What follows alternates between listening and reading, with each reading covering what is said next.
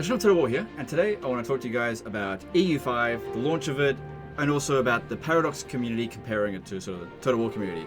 So, 2 days ago, released my video on EU5, announced that I want to make it part of my regular content, and it's been an interesting 2 days seeing the multitude, like the huge numbers of feedback that I've received, and it's been good. So I just want to reflect a bit on that feedback and discuss it a little bit, and also just discuss various other things related to this, because there's, I think, a few misconceptions about some of the things that I said, and maybe I just didn't make myself particularly clear, but there's also things that if you're a Total War fan, that you could really learn from how the Paradox community does things, if you want better games in future, basically. So, first thing, let's talk about the actual launch of Europa Universalis 5. So, looking at it, it's been about a full day since its launch at this point here.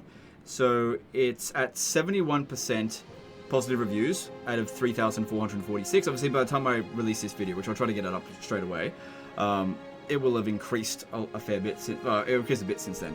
It seemed like it peaked at 75,000 players. Now, comparing that to Total War Warhammer 3, at least the player number was like less than half of what Warhammer 3 got. So, looking at this at first glance, I was thinking, oh, is this not a very good launch? Am I liking a game that is generally below the expectations of the Paradox community? And I was just wondering if that was the case. And it gave me an opportunity to get a bit of a perspective as to, why I basically almost instantly fell in love with this game, but maybe the Paradox community isn't. But anyway, then it also comes into play to like read what people are saying about it, not just look at the raw numbers, because data can be interpreted in many different ways. So when I looked at 29% negative reviews, I had to go and actually have a look at what some of those reviews were saying. And I think that every negative review was completely valid, but a lot of them were, this game crashes a lot for me, or this game has got performance issues, or I think the main one was, this game is bare bones compared to EU4, and that's where I realized my perspective was distorted, because I came at this from a perspective of a Total War player, not from an EU4 player, because EU4 has obviously been developed for 12 years, since 2013, and it got its most recent DLC not that long ago. I haven't played EU4 in a very long time, probably like 4 or 5 years, so I haven't stayed on top of it. So I was not comparing EU5 to EU4, I was looking at it as just like its own game. And I imagine, like, if you're a big fan of EU4, EU5 is quite different from it, and it might have been a bit disjointed, and also not be as content rich. There might be a lot of features from EU4 that you don't see in EU5, but I don't know what those features are because I haven't played it. So that gave me a bit more perspective on it as well. But from what I remember, like in my early days playing EU4, is that the foundations of EU5, in my opinion, are significantly better than EU4. But that's, my opinion, and you can feel free to discard it. It's all good. But yeah, that's my point. But also, if you were to look at this game here, if a Total War game came out, launched with the level of quality that EU5 has currently, it would be the best Total War game ever made. Again, we have been asking for Medieval 3 for nearly 20 years. Medieval 2 stopped development like 18 years ago. And what do they get us instead? We got Troy 2, Total War Pharaoh, 2 Bronze Age games in a row, basically. When the Total War community asks for something, they don't get it. They've been asking for Empire 2 for nearly 20 years, 16, 17 years, something like that. No sign of that on the horizon. But, more Warhammer's coming, basically, which is fine if you like Warhammer. But the thing is with Paradox games is that it's not like you don't get sequels to your other games. I know that there was a big time gap in between Victoria 2 and Victoria 3.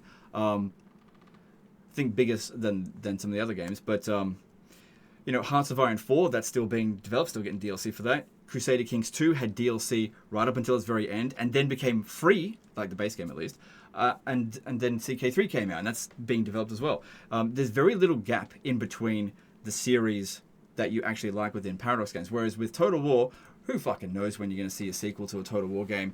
It's even been longer since the last Rome Total War. When's Rome 3?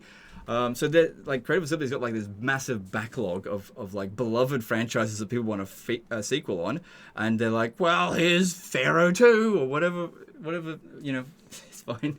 But anyway, so that's just a bit of perspective. Basically, I think that the Paradox community has been eating a hell of a lot better than the Total War community, especially the historical Total War community. If you're solely a Total War Warhammer fan, then you could argue Creative Assembly has been doing okay. There are bugs and stuff, but Paradox are like that as well.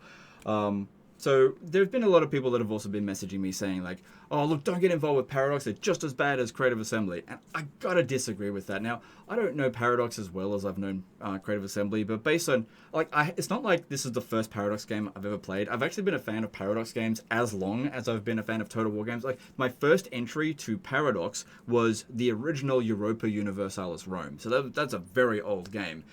And, I bought Stellaris on launch. I've had CK2 for bloody ever. I've had EU4 forever.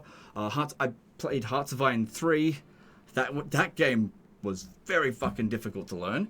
But playing that made it easier to learn Hearts of Iron 4.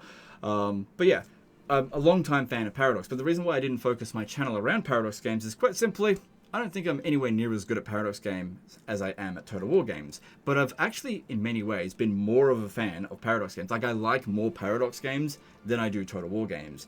But I just feel like I make better content, well, have had made better content for Total War than with Paradox. But anyway, but yeah, a lot of people, warning me about Paradox being as bad as Creative Assembly. I just don't really see that being the case. Like, there are definitely similarities, for sure.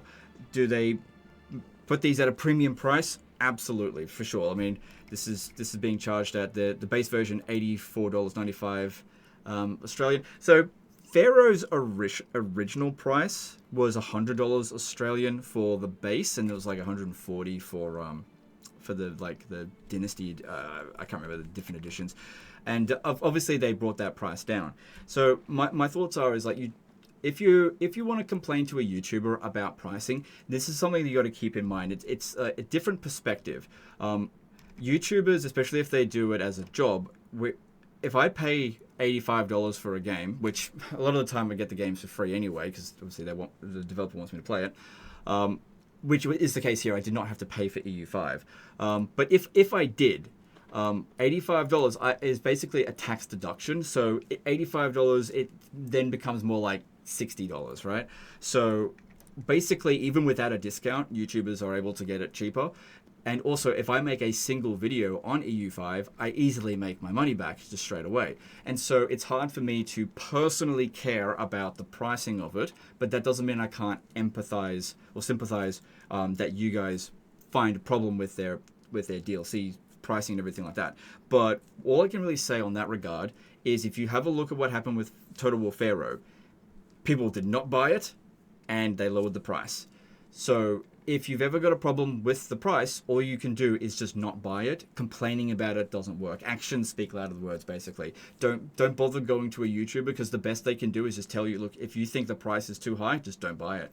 It's that. And if they feel like they need to lower the price in order to get those players, that's what the developer will do, because they need to make the money, because they're beholden to their shareholders. So it just depends. The market sets the price, not the YouTuber. But anyway, they're going to put it for the highest price they possibly can. But yeah, I will acknowledge, of course, they both charge a high price for it. But yeah, I think that from a Total War to Paradox perspective, you get a lot more value out of this. Like, I'm going to get easily thousands of hours, I hope, out of EU5 compared to most Total War games, sort of excluding Total War Warhammer. That's like an anomaly within that. But anyway, but the main thing here is the quality of the game at launch and the foundations of it. Like, it is built off an old engine for sure, but I feel like this has run really well on my system. But I also acknowledge that there are a lot of people that are saying it runs really badly. But I also realize as well, it all comes down to perspective, is that I've played this particular campaign here, and I always play Paradox games like this, on pretty much 2 times speed or 3 times speed. Very rarely on 4 times speed, and never on 5 times speed. And based on feedback I've gotten from the video I did the other day, and on the forum posts, a lot of people are like, wow, he played for 7 hours and only did 10 years. And I realized, yeah, it's just like with Total War. I like to min-max, squeeze everything I can out of time. Whereas some people, and there's nothing wrong with this whatsoever, they like to just like hit it on 5 times play speed and just wait until the next decade shows up. And there's nothing wrong with that whatsoever. But I imagine that if you do that, if you play this on 5 times speed, which I never did, the game has got to move everything like way faster, and that is probably going to fry out a few CPUs possibly. And also my computer's pretty good. So more resilient to that problem, and I never encountered it in the first place because I just never play on that speed. So yeah, if you are having performance problems, have you tried playing like a snail? That's what I am. That's fine. Just play more like me. Yeah, so I'm not trying to invalidate. I was having a bit of a joke there. So that may have been why I didn't encounter the performance issues. And like this just never crashes for me either. But again, if it doesn't crash for me, then I'm not going to have a problem for it. But you know, they should, as in Paradox, make it so that everyone can play it and make it run on the lowest possible settings. Like it should try to make it run on a computer, optimize it as much as possible. Another thing is that that I heard from the community. I thought this was really good.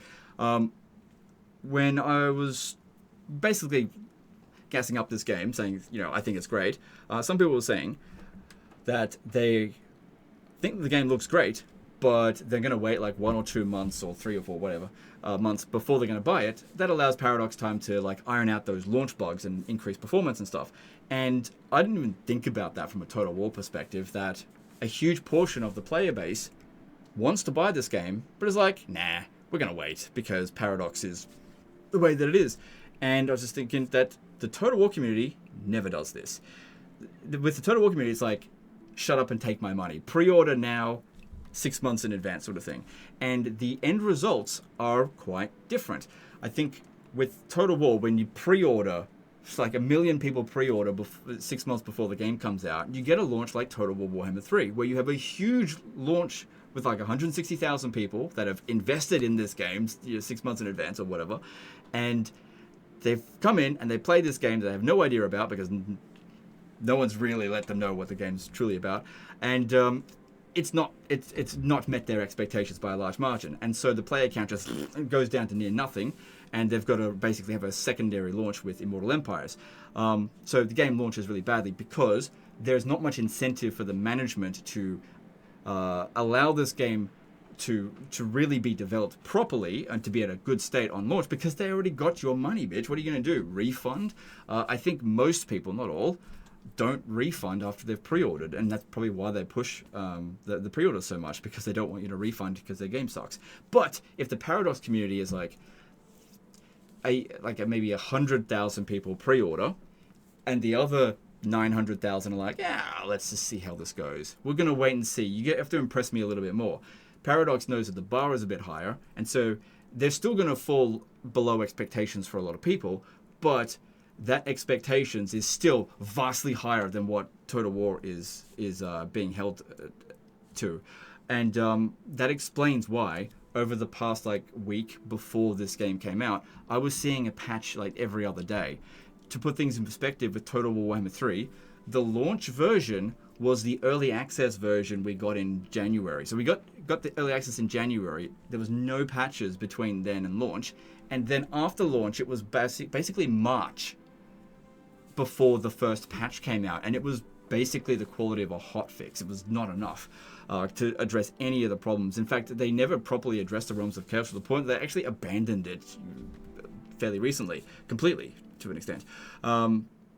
So because there's not that level of pressure and expectations put on them, they just don't perform to that level. But it seems as though Paradox community holds the Paradox games to such a high standard that Paradox is still going to fall short of it, but Total War players are looking at me like, whoa, wow, how is this bad? You guys just eat way better than we do. And I think if a lot of Total War players come over to Paradox, we might dilute that a little bit, and that might be why Paradox might want some Total War players to come over, be like, good, if we bring a few of these gullible Total War morons over here, then we've got a subservient player base that is just happy to have a functional game on launch, basically. So that might be part of their plan. But yeah, overall, I'd say that the Paradox community holds Paradox to a standard that leads to a launch like this, which doesn't lead to overwhelmingly positive reviews, but in my opinion, an absolutely stellar foundations of a game, which if your main problem is just it doesn't have as much content as EU4, well then I guess you will purchase this game 2, 3, 4, 5, 6, 7 years down the track when they're making their 8th, 9th, 10th DLC, and you'll pay $400 for it on sale. I don't know, but I think that is a healthier way of having a gaming community than the way that Total War community kind of does things, which is shut up and take my money, and what if you don't like the game, then you shouldn't play it, and the right to discuss is a privilege, not a right that you have by buying the game. You know, that kind of attitude, which has led to this massive decline in not only players but also people who are vocal about the problems in the game. Because what ends up happening, because of like toxic positivity, which I know a lot of people hate that word, but it's absolutely a thing. When you've got people that are like a large group of people that shout down anyone that's critical, then those people who are critical, who don't feel like they're being heard, eventually they actually do exactly what you're telling them to do. They eventually shut up. And so you end up with nothing but positivity, but those people that are critical, they don't play the game anymore. They just be like, well, I'm just going to go do something else. And so I think the Paradox community, the way that you guys do things, so much healthier. Because I had a look in the forums and look at the discussions. And again, correct me if I'm wrong on this, but everyone was just like having a discussion about it in like good faith. And it wasn't like, you made me feel like I'm dumb, therefore your opinions are invalid, or something like that. Like, I'm exaggerating for the point of getting the message across. A lot of the comments were, you know, I really like the game, but if you think the performance sucks, that's valid. So it's like, you can actually have a difference of opinion, but not like shit on someone at the same time. And I just think that is so healthy. So I just want to say to the Paradox community that I'm very impressed by what I've seen so far. Now, another thing that I wanted to talk about is the Legend of Total War. In the EU5 subreddit, there was a post about me. This was, as far as I'm aware, the first one, and it was interesting because I can compare it to quite a lot of ones that were on the Total War subreddit. And I was a little bit worried when I saw this, especially with 2.2 thousand upvotes. That usually means it's going to be filled with, oh my god, not him, or something like that. And I was sort of bracing myself for it. And as I read through this, it wasn't like 100% positive, and I wouldn't have expected that. But it was all like good faith discussion, whereas some people be like, I don't like the way he plays, but that's fine. And I was like, why can't the Total War community have that attitude? Why can't you be like just acknowledge that someone plays a certain way, but that you're not going to play that way, and just live and let live? Some people just can't do that. And I was just very impressed with this. So you made me feel very welcome. I don't know if that's your intention, Paradox community, but I just want to say that I greatly appreciate the warm welcome that I have felt so far. And I will do my best, if you will want me to be part of your community, to behave myself. Because here's the big thing. Because the Paradox community seems to automatically activate whenever there's an issue, I won't feel like I ever need to. Because that's the thing with the Total War community. Like, it usually has to get so bad for me to have to get involved. Because I don't ever want to do that. I never enjoyed fighting against Creative Assembly. I just felt like I had to do it because it was just going downhill so much. And their hand had to be forced. But if the Paradox community just does that automatically, then I'll never need to create a petition or be like a Paradox sucks video. Never need to do any of that kind of stuff. I'll never need to have like a bad relationship with the developers. Because yeah, if you guys could just automatically like keep them in check, I'll never need to, and that's great. I greatly appreciate the fact, and the end result is just great games most of the time. You know, obviously I expect there's going to be the odd bad patch. Things are going to break every now and again. That's to be expected.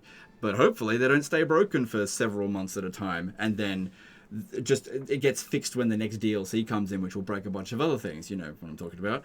And then when people do bring up issues, they're not just immediately downvoted. Be like, if you don't like the game, just don't play it. You know, it's ridiculous invalidation stuff that happens, which it's not good. But anyway, I've not been seeing that within Paradox. Maybe I've just been missing it. But anyway, one thing I wanted to address a little, not address, but just like just go into a bit more detail. So this one here, a lot of people were talking about this. Well, that's one of the best Byzantiums I think I've seen so far. So a lot of people were saying like I've done really well with this campaign. So there's a few things I wanted to address with this because I didn't spend any time. You haven't seen me play this campaign, right? This has been played over several patches, and there's been certain things that I was able to do in the beginning stages of the game that I can't do anymore because they've been patched out. And so that kind of gave me a bit of a boost. And I'm pretty good at discovering kind of exploits, and I found a few, and I'm going to talk about it because it was mentioned a little bit in that. And, you can use it or you not use it, and I don't know how much of it is unique to the Byzantine Empire, but I'll just discuss a few things. So one of the things that was really impactful in the early stages of the game was cathedrals. So if you have a look at how cathedrals are now, and this was implemented only like a couple of patches ago, so 4 days, it says local pop conversion speed percentage plus 20%. It didn't used to be that. It actually used to be local pop conversion plus 25. Which that is significantly bigger. Bigger. Considering the base is what? Actually, what's the base? The base, this one here. The base is plus 2. So we used to have plus 25 by building a cathedral. And that allowed me to convert provinces lickety fucking split. I was able to do it so bloody quick. At the beginning stage of the game. And of course the patch came through, but I had already converted so much by that point. I got through that. The beginning stage of this campaign is super painful. So I was able to have an easier beginning, which allowed me to have a much easier time now. Then the other thing was that a lot of time with Europa Universalis games is that you are limited based on antagonism, right? Or aggressive expansion or whatever. They change it every game apparently. If, like, most EU players, I think, would be aware of that and be like, don't cause too many coalitions, right? I'm a Total War player. I forgot about that. So what happened in this campaign is, people hate me by a lot. Like, I have 291, that's 291 more people that can join a coalition against me. It's pretty bad. The Papal States have plus 830%. Or 830 antagonism. That is never going to go away. I don't think even at 1837, the end date of this, even if I ran it out all that amount of time, that's enough time to let that wear out. Now, that happened, and I basically went, wow, whatever, and I just kept on going, kept on conquering everybody I could that wasn't in a super strong alliance, and bashed the shit out of everyone super early, not realizing the consequences for it. And what ended up happening is I found a solution to my consequences very cheaply. And it was, I guess I got lucky that I discovered it so quickly. But, that happens when you look over all your options, and that's why I play on like 2 times speed. What happened was a coalition formed that included France, and France is very strong. And it had like 50 members in it. And I was like, they declared war on me. And I went, oh, no, I think this might be the end of me here. I'm going to have to make some massive concessions. Basically, I just knew I wasn't going to win this war. I was so badly outpowered. I immediately went to offer peace. And I found something that allowed me to basically give them peace without me having to do anything. So I'm going to do that now to show you what I mean. Let's see. I need to declare war on maybe France. Okay, they're stronger than me. All right, so I'm going to just no CB them because I'm not going to save this game here. Just going to no CB them, whatever. Cool. Who's considered strongest? About evenly matched. Now I'm going to have to wait a month before I can issue them another diplomat. It's my first time playing actually on this speed. I'm just going to, whatever, don't worry about anything that goes on.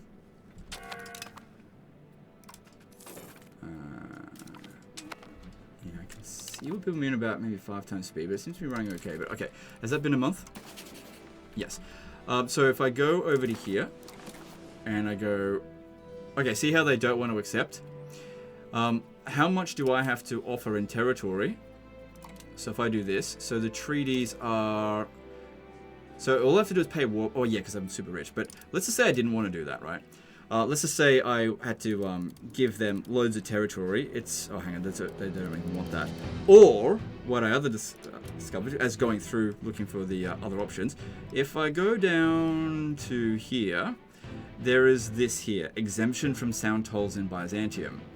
And what ended up happening with the first coalition war against me is that it was actually a very small power that was the leader of the coalition. They declared war.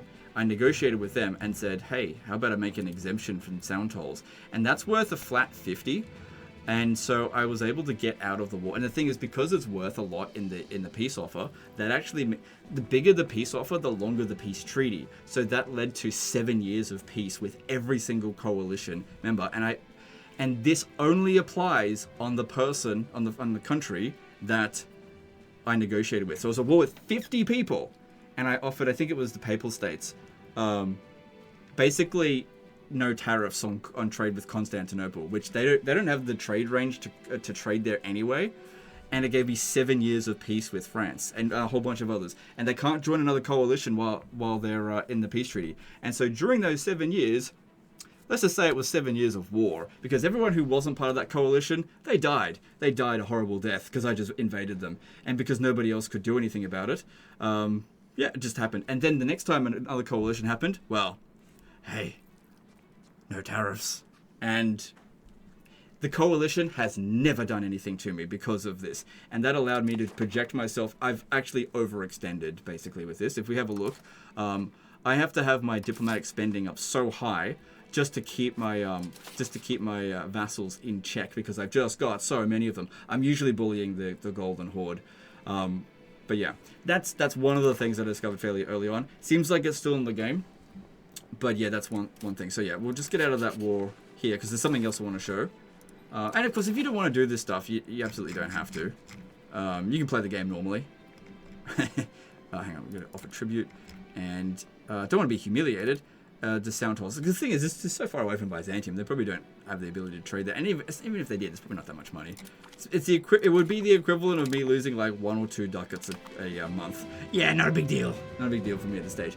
Okay, so the next thing that people were commenting on was the fact that my cost of court was 0, and that my legitimacy is almost always high, because what I do is I use my religious influence to just create new saints whenever I want.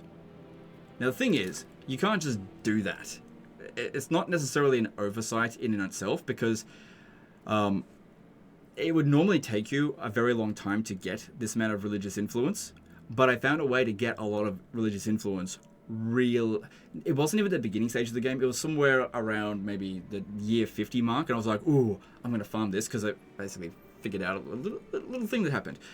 So yeah, anytime I want some legitimacy, because I need to do something with legitimacy, or it's getting too low, I just go like, okay, you're now a saint, and legitimacy up. And the thing is, at a rate of 5 each month, it doesn't take very long for me to be able to do another saint. In fact, that may not even drop by 10 by that amount of time.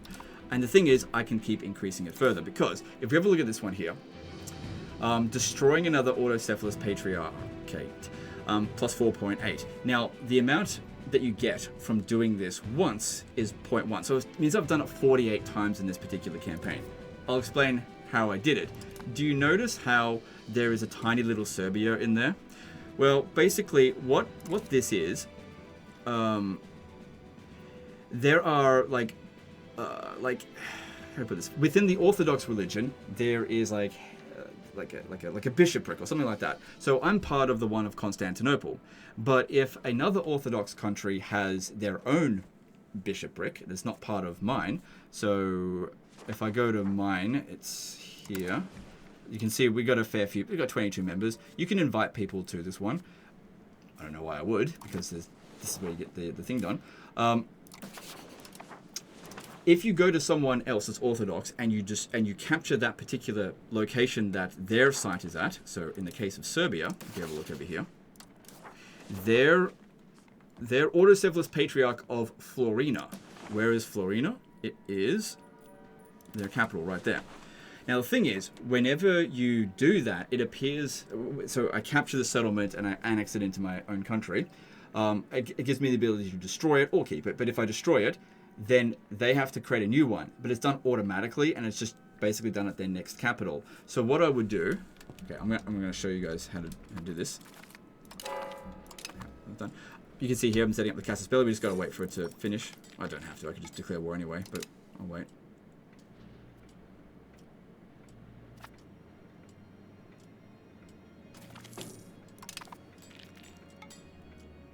And of course, I'd be doing other things. And there'd be multiple countries that I would do this with. I did it with Bulgaria and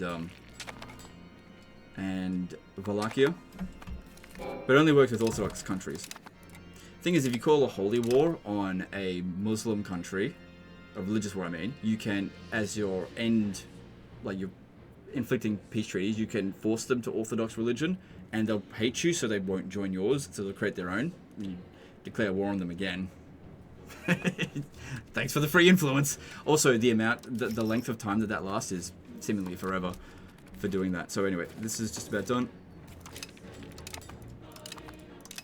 Okay, that's done. Yeah, okay, whatever. Oh, I have no idea what it doesn't matter. So then I would declare war on them. I would normally wait for the peace treaty to expire. Whatever, we're not saving this, so it's fine. This is not an Iron Man mode.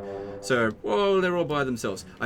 Normally I would have to do this, but like on the day of the peace treaty expiring, because they would otherwise immediately organize a coalition. They would actually usually be part of the first coalition. Like they'd be the leader of it. And if that's the case, it was fine, because what I would do is declare war anyway. And because my demands for this war are pretty reasonable, I would be able to do this without having to fight anyone else.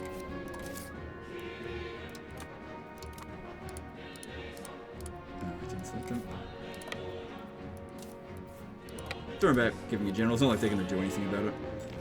So I'd get in there. And I would win the war. Oh, Volhynia's in it as well, doesn't matter. And then I would go, just give me this one. And because it's not really ranked that highly, I would then get a very short peace treaty with them. Because the length of time of the peace treaty is based on how much the peace, like the closer to 100 that you do it, the longer the peace treaty is. So that's why we'd have long peace treaties with coalitions for offering a plus 70 deal with just offering sound toll exemption for one country. And meanwhile, I'm bullying the shit out of Serbia here. And each time I do this, I can go to war with them basically once every 3 years. Because if you ever look at this, that peace treaty is not going to be very long. Yeah, it's 4 years, because that one was worth a little bit more than I was used to. And then you might think, oh no, but you're running out of territory to conquer for them. So yeah, this is what I would do. If they declared war on me, if they were part of a coalition and they declared war on me, I would actually, in my my peace treaties, I would give them back a bunch of territories so that I could just do it again and just farm them for more influence. But that being said, I've taken these guys down one region at a time for a long time. So at 4.9 per month, I really don't need to do it anymore. But you know what?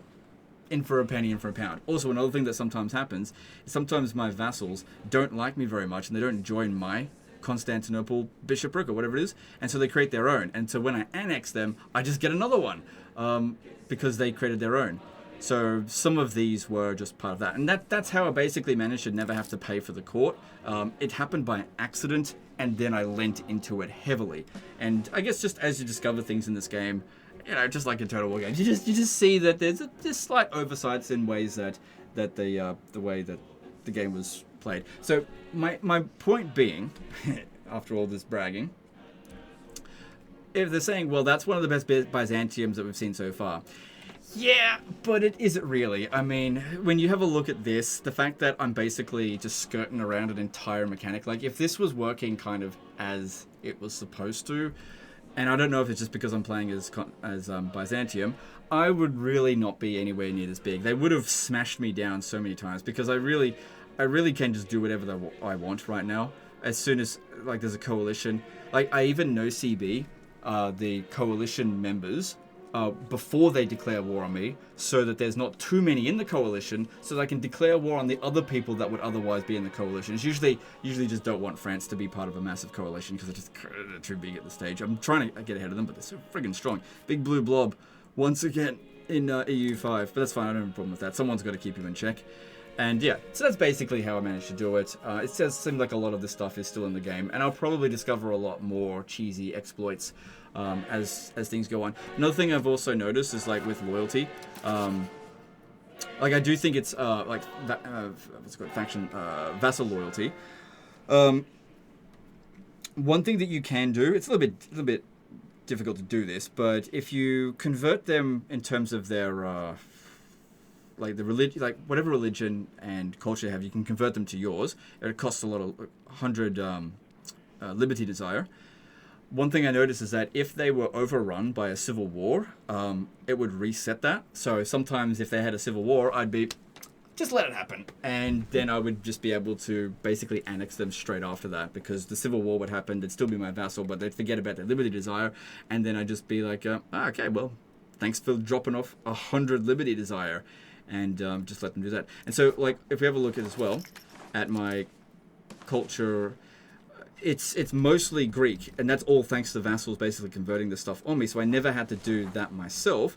The reason why this bit here hasn't been converted is because I never made vassals out over here, because I originally took this territory to use as a bargaining chip if I ever need to get out of these wars, but then I discovered the sound tolls, and then I just never created any more vassals out here. Because one thing I noticed as well is that it seems as though enemy factions, enemy countries can conquer your vassal and then get a separate peace with them, and so they would basically conquer my vassals very quickly if I put my vassals on the front line. So I always put my vassals in a position where there was no real threat. Like the Golden Horde, they might be big, but they're no real threat.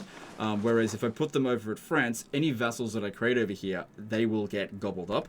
Whereas France could occupy all of this, and I could just be like, how about sound tolls? And then I just get all the occupied territory back, if that is what happened. And that's why I haven't made vassals over here, or in some parts in Italy. Like, I'll put them in parts of Italy that my vassals are safe. Anyway, so that's basically how I've been expanding at a rapid rate with this. And I'm sure there's way more techniques to learn, but that's just some of the ones that I've learned. I just didn't talk about it in that video the other day. Anyway, guys, that's the end of this one. I just wanted to talk about those different things. I think that being part of the Paradox community could be a really good thing. I hope that this is something that you guys are excited about. I'm very excited about it, because I've seen not say overwhelming, but mostly positive towards me. So I really do appreciate that, because one thing I really did not feel within the Total War community was welcome for a very long time. Like, I can't go to the Reddit. If I post anything in the Reddit, it gets downvoted, so I just don't post anything on the Reddit. I can't go to the official forums. I can't go to the Discord. I can't even go into the live streams of Creative Assembly, because as soon as I do, I just get shouted down. I can't go into the comment section in any other YouTubers. I get shouted down. The only place I can go is my own channel. And so I felt extraordinarily isolated within the Total War community. And it's not a good feeling, but, you know, it just is what it is as part of the position that I'm in. And it'd be good to actually be part of a community where I'm not like a pariah everywhere else. And I can hopefully get a new start. I can't wait to be an anus tart over at Paradox, and hopefully not make the same mistakes as I made with Total War. So that's exciting to me. And yeah, love this game. Hope that those of you guys who have been playing it are enjoying it. I've had a few save files sent in. I'll get to those disasters soon. And I definitely intend to cover other games aside from EU5. I forgot to mention that. It's just that this is one that I'm willing to commit to at this stage, but the others I'm still figuring out. That's all. Anyway, that's the end of this one. Appreciate you guys, and we'll see you next time. Later, guys.